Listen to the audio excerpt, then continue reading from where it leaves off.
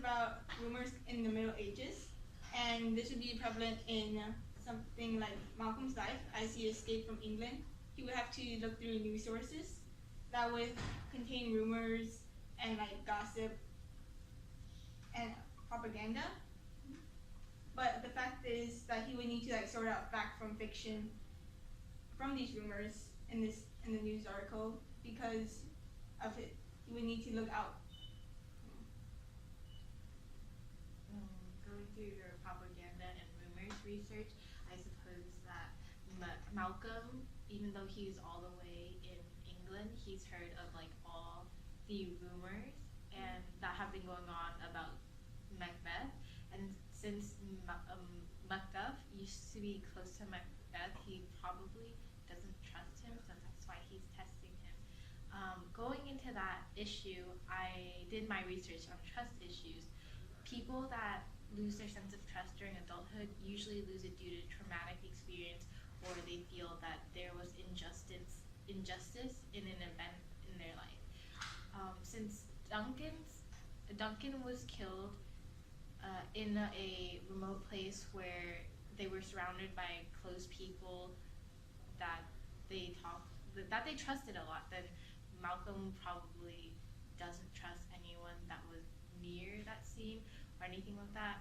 And because Macduff was the one that was supposed to retrieve Duncan and he found him dead, it does raise more suspicion for Malcolm to think Macduff is trying to kill him as well. Yeah, well, bouncing off of your ideas of like trust issues and reasoning for that, I was interested and I looked up.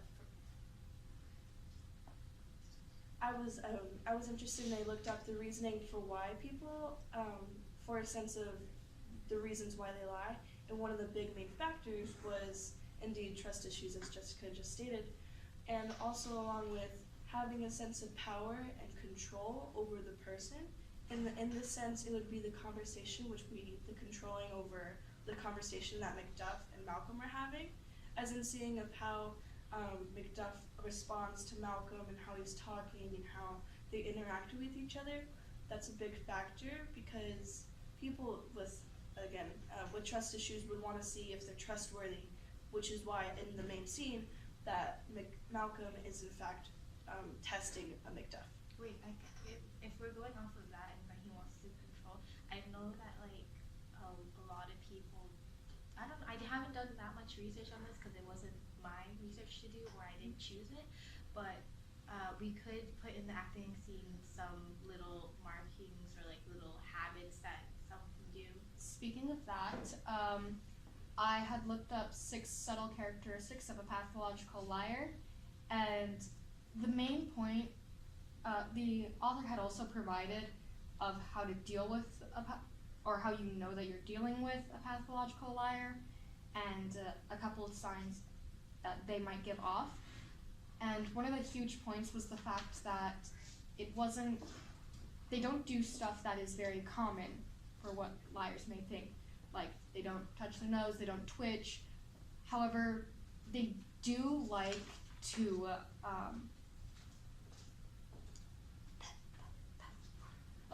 they do study you, and no. Okay. So they pretty much like have a keen sense, or like they stare more, or like glance. Yes. I imagine Malcolm will be like, if there is a soft movement from Macduff, say he's going to go and grab something, Malcolm will notice it, and while it won't be the main focus of the scene, it is something to add into it. Oh, you know what we should do actually? We should. Oh, sorry. Yeah. So at the very least, he would not have like any like very physical or very noticeable like tics or any kind of like habits. Yes, there will not be like a giant awkward. Like, I'm lying. Wait, you know what we should actually do? Since we're making the little like fidgets or like whatever tics they are unnoticeable, we should like put like a few camera scenes, like not like big ones, just like of like little movements, like tapping on fingers if nervous, and especially since like people with anxiety. It wasn't stated that he was nervous though.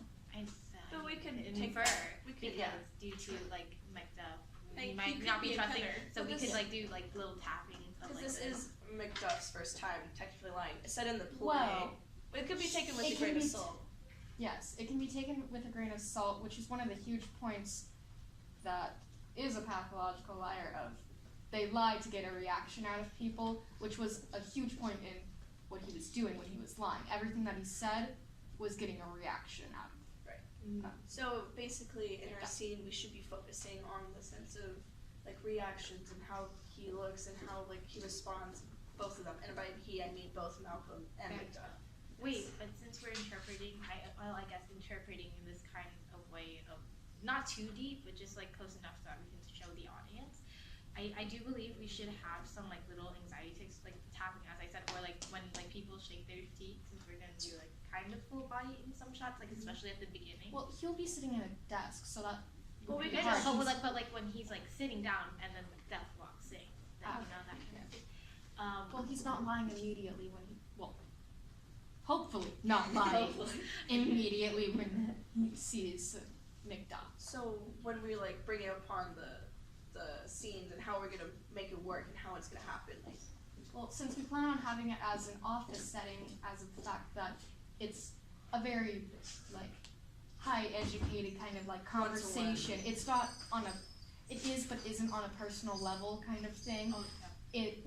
Macduff will probably be someone of a higher ranking in like this sort of office, while Malcolm is the boss. So Macduff wouldn't be like maybe I don't know some like manager or something.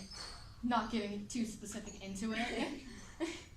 Then I do about Macduff and Malcolm's their interactions with the like little habits as I have said before. We should still keep like Malcolm very calm as he's lying, Yes. even though it's his first time. And then we should have Macduff have a little bit overreacted exaggeration so that some characters can know who's who and like what's going on more in the play, you know. and with that And like the urgency of the With- situation. with the characters as well, like you two would be playing Macduff. you two would be playing Macduff. Yes. Because we don't have enough like roles. Yeah. As we're taking out the, The doctor doctor. scene, since it's not of Needed. importance. It's not exactly needed for what we're trying to get through. You know? And you'd be playing Wait, Oh, I will. you know what we can do when Macduff stops being like, you know, exaggerated. He's like, wow, we finally got an agreement. I should switch recently. Oh, that's when you should switch? But Yeah. if we were like, you know, before we were discussing it was Macduff or Malcolm, that if I was gonna switch with one of you guys, it would have been funny if I switched Malcolm after he stopped lying. Yeah. There's a new me. I'm not. Right. I'm kidding. And like when I as Ross come in, I should probably have like maybe like a little folder because office theme and everything. And but we should have like little props, as in like stuff you'd find in an office. Oh, we obviously. can like hide some of the The lines. lines, we have. like in a You folder could- if I'm like Ross will be taking away maybe the line, since the bulk of Malcolm's lines is in the beginning. right. Wait. But like adding to that, like you have to have something like a journal, because in my part, because my contribution would have to have something to like check off whether or not his rumors are correct, whether or not he should trust Macduff. Yeah.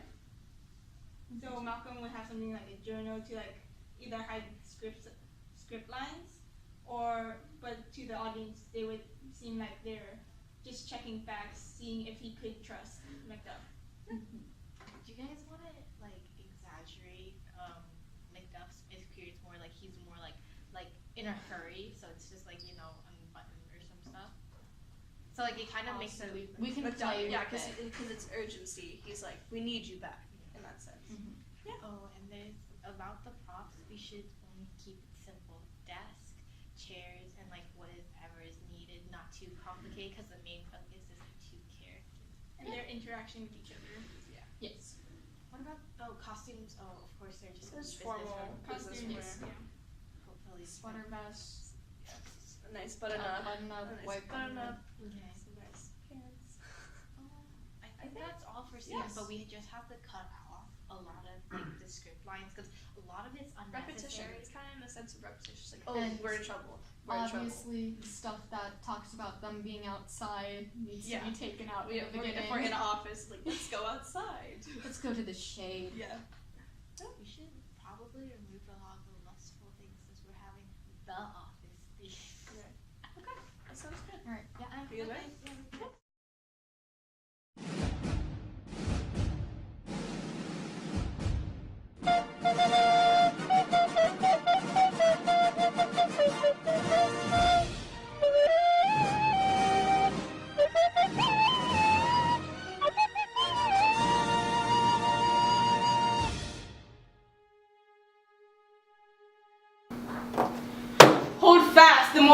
sword, and like good men bestride our downfall and birth them. Each new morn, new widows howl, new orphans cry, and new sorrows strike heaven on the face, that it resounds as if it is in Scotland, and yelled out like symbols of dolor.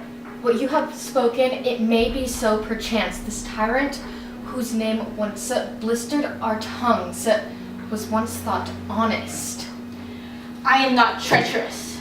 But Macbeth is. A good and a virtuous nature may recoil and empirical charge, but I shall crave your pardon. I have lost my hopes.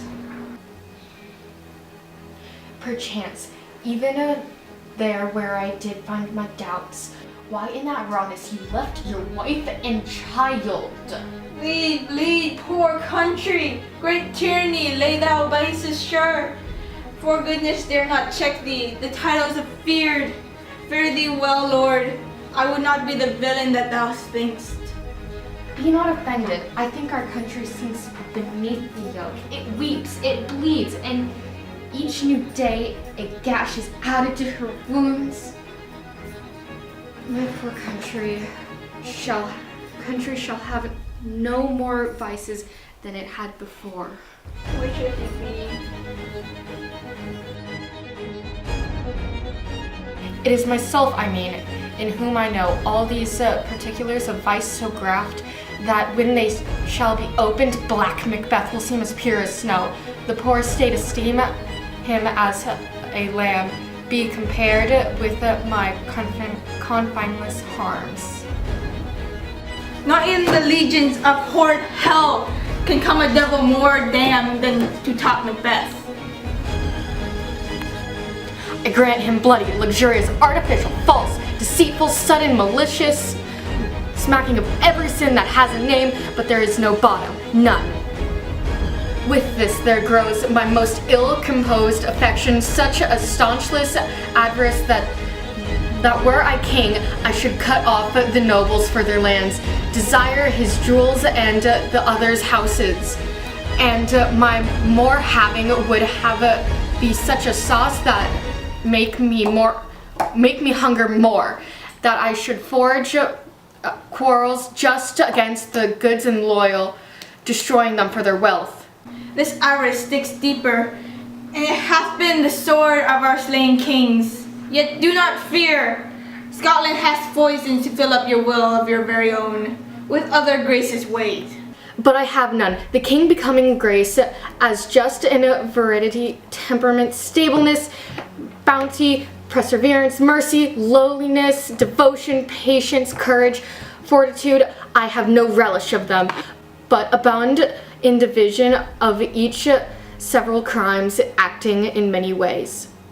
Oh, Scotland, Scotland! If such one is fit to govern, then speak. I am as I have spoken. Fit to govern, no, not to live. Whole nation miserable, with an untitled tyrant blood-sceptered. When shalt thou see thy wholesome days again? Fare thee well.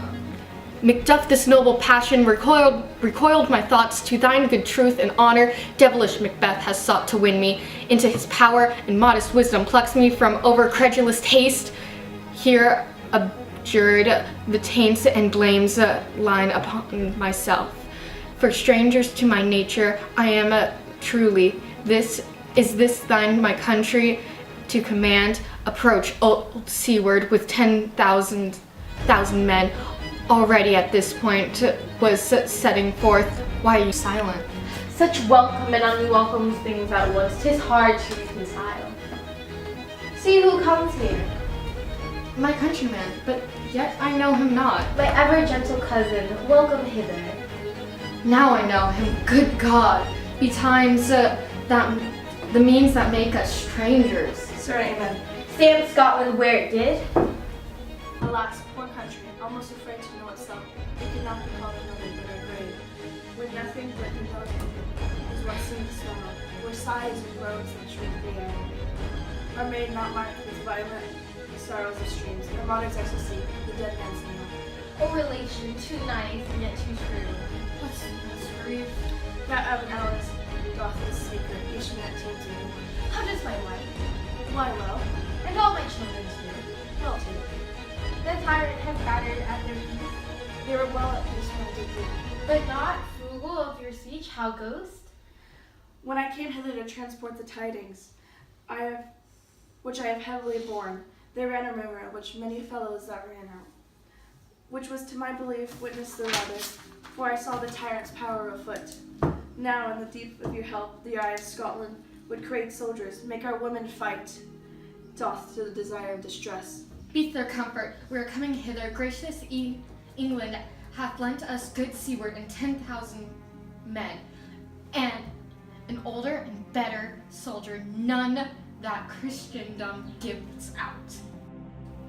What I could answer, this comfort would like, but I have words that would howl this desert. The words that would like, I have words that would howl in the desert air, which hearing should latch them. What concerned it? The general cause? No, when mine's honest, but it shares some woe. The main part pertains to you. If it be mine, keep it not from me. Quickly let me have it. Let not your ears despise my tongue forever, which they shall possess the heaviest word they have ever heard. Whom I guess added. Your castle was surprised, your children and wife savagely slaughtered. Merciful heaven! My children too? Wife, children, servants, and all that could be found. And I must be from thence. My wife killed too? I have said. Be comforted. Let us make medicines of our great revenge to cure this deadly grief. He has no children. All my pretty ones. Did you say all? Oh, Hellkite, all? What? All my pretty chickens and their dam at one fell swoop? Dispute it like a man. I shall do so, but I must also feel it as a man. I cannot but remember such things that were most precious to me. Did heaven look on and would not take their part, sinful Macduff? They were all struck for thee, not that I am, not for their own demerits, but for mine. Fell slaughter on their souls, heaven rest them now. Be Weatherstone of your sword. Let grief convert to anger. Blunt not the heart, enrage it. Bring thou this find of Scotland, and myself within my sword. If he escaped, heaven forgive him too. Come, we go to the king. Our power is ready. Macbeth is ripe for shaking, and the power above put on their instruments. Do like a wait, can you just do a wait,